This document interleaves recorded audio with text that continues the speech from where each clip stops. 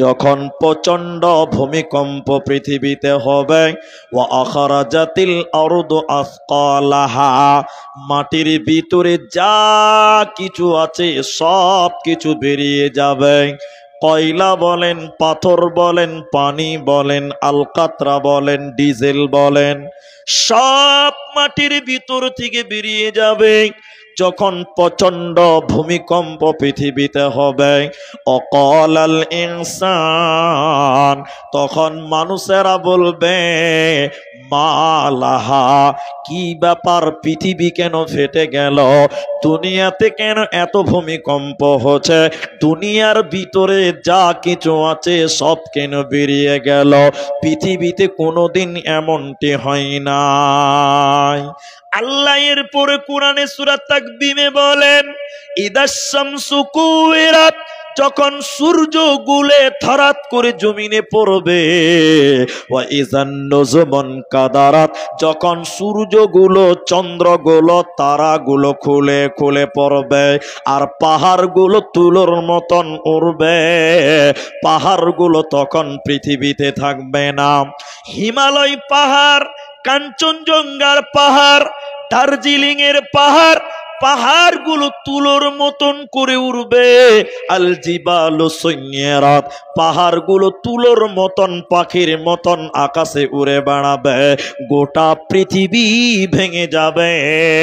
কিয়ামুন ইয়ানজুরুন, সেদিন সবাই মারা যাবে, পৃথিবীতে সেদিন কেউ বাঁচবে না। অতএব মৃত্যু একদিন হবেই হবে, আপনি আমি পালাতে পারবো না। বিরাট বড় বড় পাহাড়, পাখি যেমন ডানা মেলে উড়ছে, কোরআন বলছে আল জিবালু সুয়্যিরাত, বোমা যেরকম, রকেট যেরকম দ্রুত গতিতে উড়ে, পাহাড়গুলো তেমন উড়ে বেড়াবে। পাহাড় যখন মাটি থেকে আকাশে উড়বে, মাটিগুলো থরথর করে কাঁপবে, মাটি কাঁপতে কাঁপতে কাঁপতে কাঁপতে মাটির ভিতরে যা কিছু আছে সব কিছু বেরিয়ে যাবে। মানুষেরা দৌড়বে আর বলবে মালাহা মালাহা, কি ব্যাপার, কি হয়েছে, মাটি সব তার ভিতর থেকে বের করে দিল কেন? আল্লাহ বলছেন এরপরে হবে কিয়ামুন ইয়ানজুরুন, সবাই মারা যাবে, সেদিন পৃথিবীর কেউ বাঁচতে পারবে? সবাই বলুন পারবে না, সবাই মারা যাবে। আল্লাহ বলছেন তোমাদের কেউ মরতে হবে। আল্লাহ কোরআনে বলছেন কুল্লু নাফসিন যায়িকাতুল মাউত, প্রত্যেকটা নাফসের মৃত্যুর স্বাদ গ্রহণ করতে হবে। আল্লাহ যার যেখানে টাইম বরাদ্দ করেছে ওই জায়গাতে তাকে মৃত্যুবরণ করতে হবে। এক সেকেন্ড আগাতে পারবে না, এক সেকেন্ড পিছতেও পারবে না। ওই মৃত্যু আসার আগে মানুষ ভালো হয়ে যাও। অনেক মানুষ মরার সময় নসিহত করে যায়, ছেলেদেরকে বলে বেটা আমি মরার পর 2 কাঠা জায়গা মসজিদে দিবে, 10,000 টাকা মাদ্রাসায় দিবে, ভালো ভালো ওসিয়ত করে। মৃত্যুকালে বাঁচার চেষ্টা করলে বাঁচতে পারবে না। কোরআন বলছে হযরতে মূসা আলাইহিস সালাম যখন লোহিত সাগর পেরিয়ে যাচ্ছিল, সমুদ্রের মাঝখান দিয়ে যখন মূসা চলে গেল, ফেরাউন বলছে আমরাও যাব এই রাস্তা দিয়ে। ফেরাউন যখন মূসাকে তাড়তে তাড়তে সমুদ্রে নেমে গেল, দুদিকের পানি এসে ফেরাউনকে চুবিয়ে দিল, ডুবিয়ে দিল। ওই টাইমে ফেরাউন বলেছিল মূসা রে আমানতু বিরব্বিকুম মূসা ওয়া হারুন, হে মূসা শুনে নাও, পানিতে আমাদের পাকড়াও করে নিল মূসা। আল্লাহর কাছে সাক্ষী রেখে বলছি হে মূসা আমানতু বিরাব্বিকুম, আমি তোমার আল্লাহর উপরে ঈমান আনলাম। আমি মুসার আল্লাহর উপরে ঈমান আনলাম, হারুনের আল্লাহর উপরে ঈমান আনলাম। মৃত্যুকালে ঈমান এনে তোমার কোনো লাভ হবে না। ফেরাউন ডুবছে, পানি ঢকঢক করে নীল নদ বলি আমরা, লোহিত সাগরে পানি হাবুডুবু খাচ্ছে, মারা যাবে যাবে, বুক উঁচু হয়ে যাচ্ছে। ফেরাউন একবার নদীতে ডুবছে আবার উঠছে, মাথা উঁচু করে বলছে, মুসা আমানতু বিরাব্বিকুম মুসা, হে মুসা আমি তোমার আল্লাহর উপরে ঈমান আনছি, তুমি আল্লাহকে বলো আল্লাহ যেন আমাকে বাঁচিয়ে দেয়। আচ্ছা আপনারা বলুন, ওই টাইমে আল্লাহ বাঁচাবে? এক সেকেন্ড পাবেন না। মৃত্যু বড় কঠিন সত্য। আপনারা সাদ্দাদের নাম শুনেছেন, শুনেননি? নাম শুনেছেন তো সাদ্দাদ? ইতিহাসের কিতাবে লেখা আছে সাদ্দাদ দুনিয়াতে জান্নাত বানিয়েছিল, কিন্তু ঘটনা মিথ্যা কথা, ঘটনা সত্য নয়, ঘটনা মিথ্যা কথা। আমি খালি একটা তথ্য নেব, তার জন্য ঘটনাটা বলছি। কি আছে? সাদ্দাদরা দুই ভাই, একটা সাদিদ আর একটা সাদ্দাদ। সাদ্দাদের মা পেটে বাচ্চা নিয়ে নৌকাতে পার হচ্ছে, নদী পার হচ্ছে, বাপের বাড়ি যাবে, পেটে বাচ্চা আছে। যেতে যেতে মাঝ নদীতে সাদ্দাদের মায়ের নৌকাটা ডুবে যাচ্ছে, নৌকা ভেঙে ডুবে যাচ্ছে। আচ্ছা বলেন, এখন মেয়েটা বাঁচবে না মরবে? বলেন বলেন, মরবে, পেটে বাচ্চা। আল্লাহর কুদরতে একটা তক্তা, ওই নৌকার তক্তা বেরিয়ে গেল কাঠ। সাদ্দাদের মা ওই তক্তার উপরে ভেসে বেড়াচ্ছে, মরে না, আল্লাহ বাঁচিয়েছে। বলুন কে বাঁচিয়েছে? এই নৌকা যখন ভেঙে ঝাঁকড়ানি লেগে গেছে, সাদ্দাদের মায়ের পেটের বাচ্চাটা প্রসব হয়ে গেল, জন্ম নিয়ে নিল, বাচ্চাটা জন্ম হয়ে গেছে। এবার সাদ্দাদের মা বাচ্চাটা ডেলিভারি হওয়ার পর কোলে নিয়েছে, বেহুশ অবস্থায়, হুশ কোন রকম আছে, কেউ নাই, নদীতে বাচ্চা হলো। বাচ্চাটাকে নিয়ে শাল দুধ পান করাবে, মায়ের প্রথম দুধ বাচ্চাকে দিবে। এমন সময় আজরাইল ফেরেশতাকে আল্লাহ বলছেন, আজরাইল যাও, সাদ্দাদের মা ওই তক্তাতে ভাসছে, তার বাচ্চা হয়েছে, বাচ্চা দুধ পান করবে, এখন যাও যাও, আমি ওই বাচ্চাকে দুধ পান করতে দিব না। মালাকুল মউত তুমি যাও, সাদ্দাদের মায়ের জান কবজ করে না। ইতিহাস। মালাকুল মউত আল্লাহকে বললেন, আল্লাহ একটু টাইম দেন, ওই বাচ্চাটাকে মায়ের এক ফোঁটা দুধ পান করার সুযোগ দেন। প্রথম দুধ পান করবে মায়ের, এই টাইমটুকু আপনি তাকে দেন।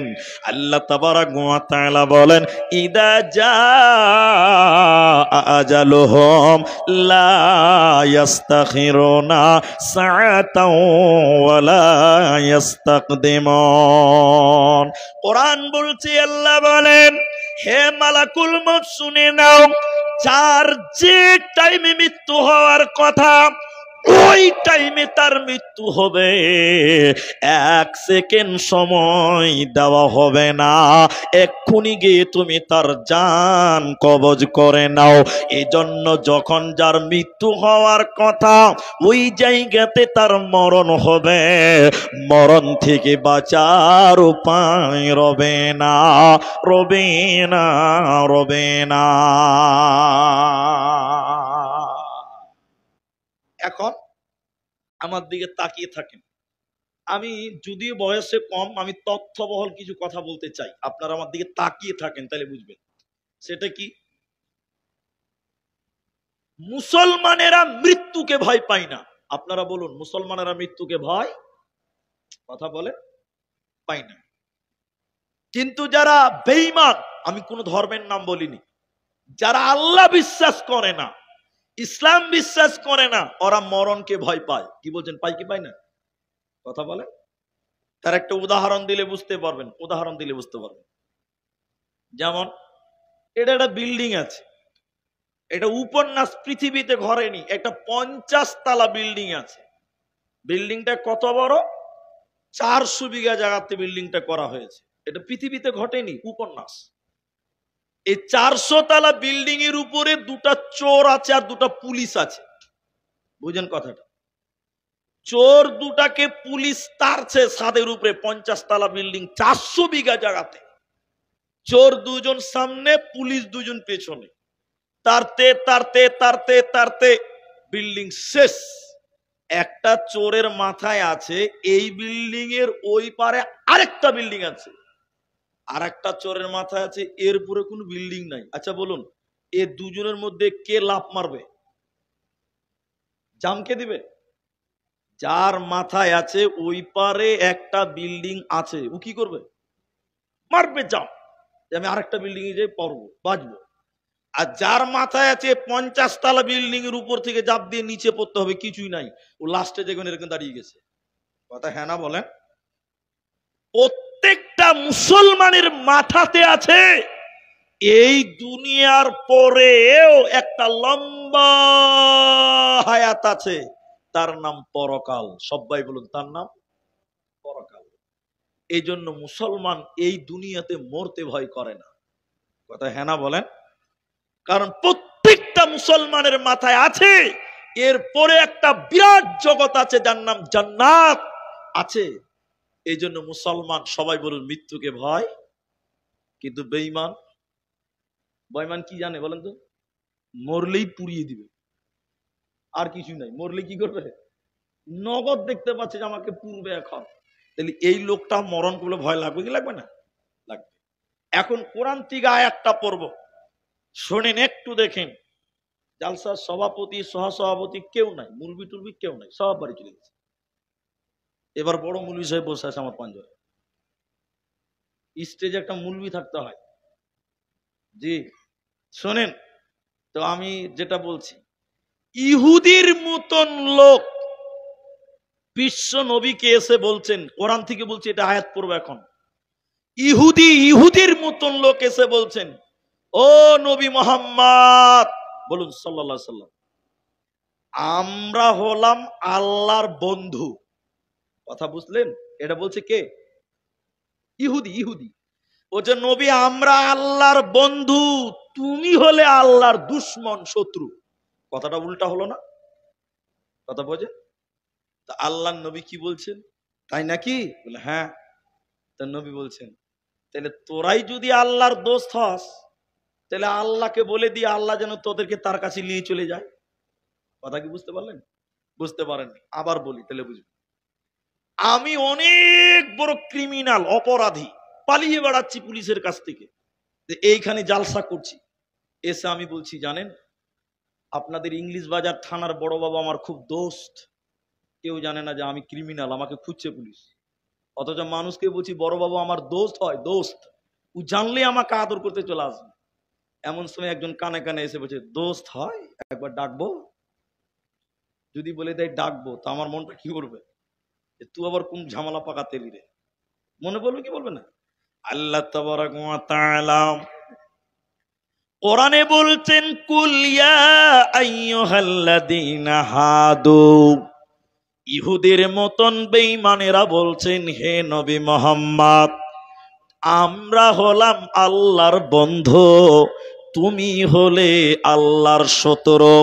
নবী বললেন, সত্যি যদি তোদের বন্ধু আল্লাহ হয়, তাহলে আল্লাহকে বলে দেই আল্লাহ যেন তোদেরকে তার কাছে নিয়ে চলে যায়, মানে আল্লাহ যেন তোদের মৃত্যু দিয়ে তার কাছে নিয়ে যায়। এবার বলেন ইহুদিরা কি মরতে চাইবে? আল্লাহ বলেন, ওয়ালা ইয়াতামান্নাউনাহু আবাদাম বিমা কদ্দামাত আইদিহিম, ওরা কোনোদিন মরতে চাইবে না, ইহুদিরা কোনোদিন মরতে চাইবে না।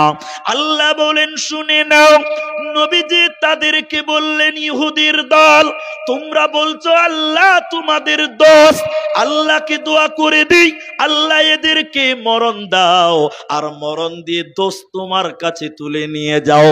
কিন্তু বেঈমানেরা মরতে চাইবে না, ওরা মৃত্যুকে চাইবে না, ওরা মরণকে ভয় খাবে, কিন্তু মরণ থেকে তারা পালাতে পারবে না।